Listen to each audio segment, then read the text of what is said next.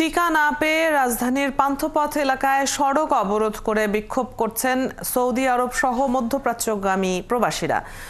পরে সেখান থেকে তারা প্রবাসী মন্ত্রণালয়ের সামনে আসেন। এ বিষয়ে আরো খবর জানবো, আমাদের সাথে যুক্ত হচ্ছেন সহকর্মী ইশতিয়াক ইমন। ইমন, প্রবাসীরা কিসের টিকা না পাবার অভিযোগ করছেন, আর টিকা নিয়ে জটিলতাটা আসলে কি বলছেন তারা?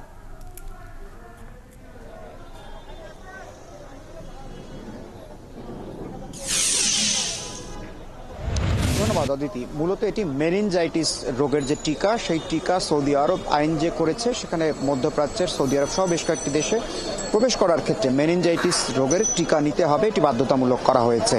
এরপরে সরকারের পক্ষ থেকে 4টি হাসপাতালের কথা বলা হয়েছে যেখান থেকে মেনিনজাইটিস রোগের টিকা পাওয়া যাবে।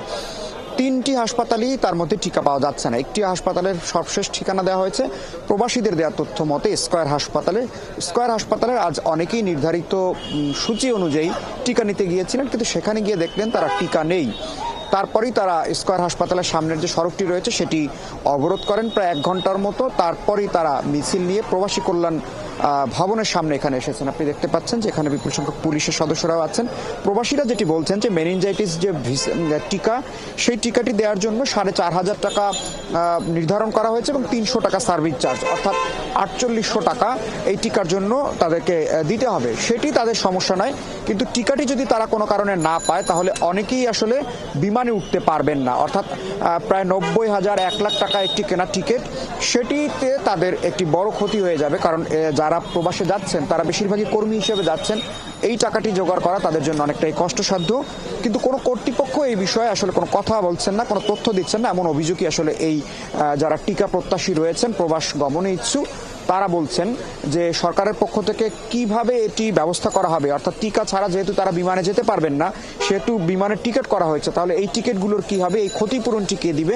সে কারণেই প্রায় কয়েকশো এখানে প্রবাস গমনে ইচ্ছুক যারা রয়েছেন প্রবাসী, তারা এই কথাগুলো বলছেন এবং সেভাবেই আমরা দেখছি যে তারা এখানে পুলিশের সাথে এসে কথা বলেছেন। একটি প্রতিনিধি দল প্রবাসী কল্যাণ মন্ত্রণালয়ের সাথে কথা বলছেন যে কি করে আসলে এই সমস্যার সমাধান করা যায়। আমরা একটু 2-1 জনের সাথে কথা বলতে চাই। কি সমস্যায় আপনারা এখানে এসেছেন? সমস্যায় আসছি আমার ফ্লাইট হয়েছে আপনার 2 তারিখে, আমার ভিসার মেয়াদ হচ্ছে 4 তারিখ পর্যন্ত। তো আপনার ভ্যাকসিনের যে বিষয়টা আসছে, ভ্যাকসিনের বিষয়টা নিয়ে আমি গতকালকে থেকে আপনার ইবনে সিনা, স্কয়ার, তারপর আপনার বিডিডিসিআর যে আছে সরকারি যে হসপিটালটা আছে, আমি ওটাই গেছি। কোথাও কোনো ভ্যাকসিন নেই, অথচ ভ্যাকসিন নিতে হবে আপনার ফ্লাইয়ের 10 দিন আগে। তো আমার ভিসার মেয়াদ হয়েছে 4 তারিখ পর্যন্ত, আমার ফ্লাইট হচ্ছে 2 তারিখ ফেব্রুয়ারির। এখন আমরা ভ্যাকসিন কোথাও পাচ্ছি না, আর ভ্যাকসিন না নিলে ফ্লাই করতে পারবো না।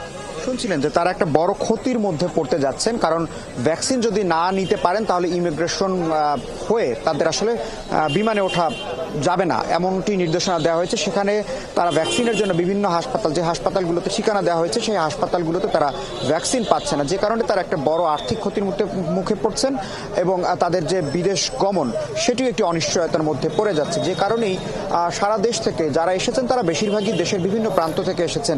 উত্তরবঙ্গ থেকে, দক্ষিণবঙ্গ থেকে শুরু করে ঢাকা জেলার বিভিন্ন যে এলাকা রয়েছে সেখান থেকে তারা এসেছেন ভ্যাকসিন নেওয়ার জন্য। অর্থাৎ এই যে তাদের ঠাকুরগাঁও, নওগাঁ, রংপুর, বরিশাল, মাদারীপুর এরকম বিভিন্ন প্রান্ত থেকে আসতে এই প্রবাসীদের আসলে টাকারও খরচ হচ্ছে। সেই টাকাটিও তো তাদের বলছেন যে তারা নির্ধারিত সময় এসে যখন পাচ্ছেন না। অনেক ধরনের ভোগান্তির মধ্যে তারা এই মুহূর্তে আছেন, যেমনটি আপনার কাছ থেকে জানছিলাম। ইমন, ভ্যাকসিনের সংকট কেন রয়েছে, কখন নাগাদ আসবে, কিংবা আদৌ তারা পাবেন কিনা, এই তথ্যগুলো নিশ্চয়ই আপনি সংগ্রহ করবেন এবং পরবর্তী সংবাদগুলোতে আপনার মাধ্যমে দর্শকদেরকে নিশ্চয়ই আমরা জানাতে পারবো। ধন্যবাদ যুক্ত হবার জন্য।